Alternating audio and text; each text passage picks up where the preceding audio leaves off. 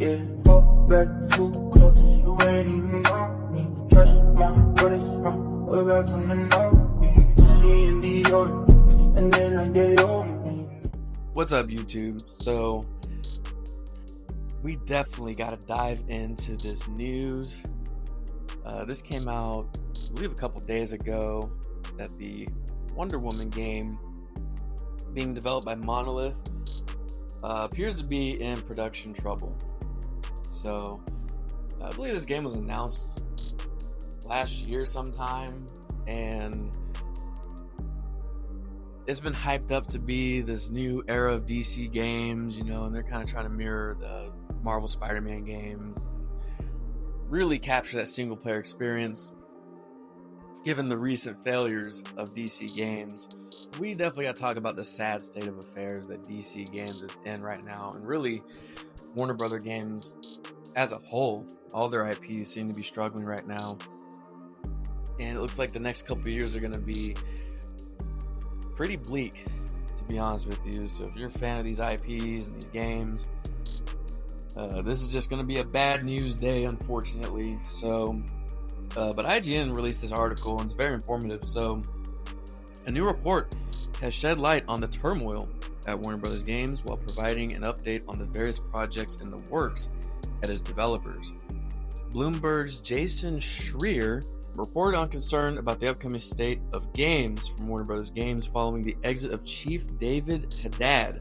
The company has had a troubled 12 months, first with the catastrophic release of Rocksteady's Suicide Squad Kill the Justice League. And yeah, I mean, when you talk about one of the biggest failures in gaming history, this is at the top. And I wish developers would listen, or at least take notes on these live service games, because 9 times out of 10 they just don't work.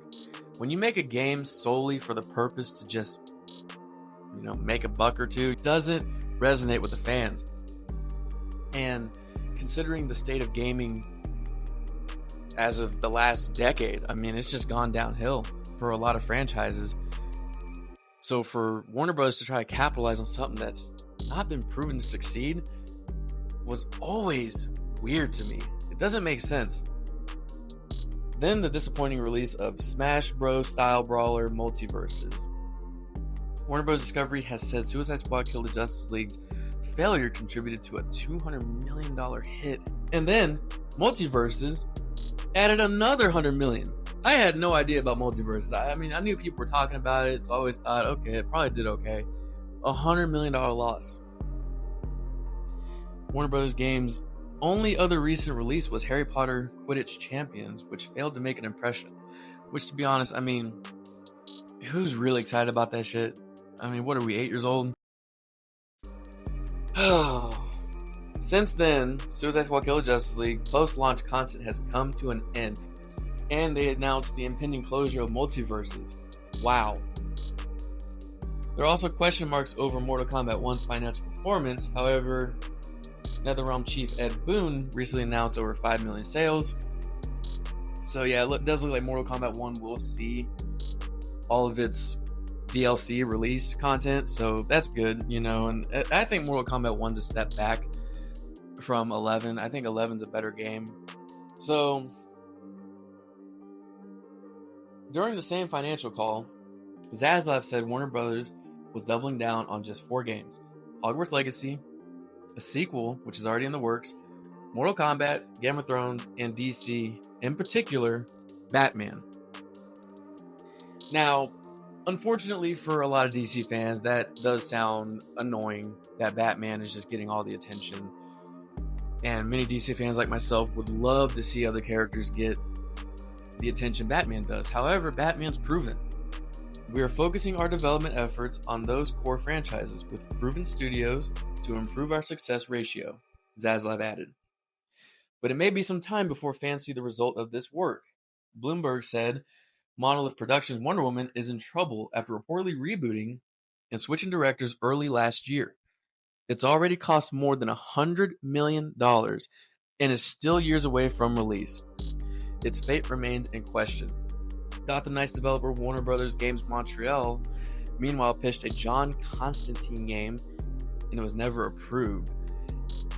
A Flash game was scrapped after the DCU Flash film bombed. It's now helping out with other games and is reportedly working on a pitch for a new Game of Thrones game. But could you imagine a John Constantine game in the same vein as Silent Hill, like a horror game, first person, real emphasis on the horror aspect, rated M.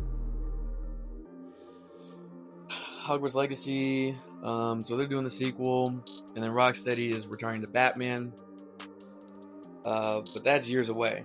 And there's no news on what NetherRealm's going to do, and honestly, this could all be up to NetherRealm to deliver the fans what they really want, and that's Injustice 3.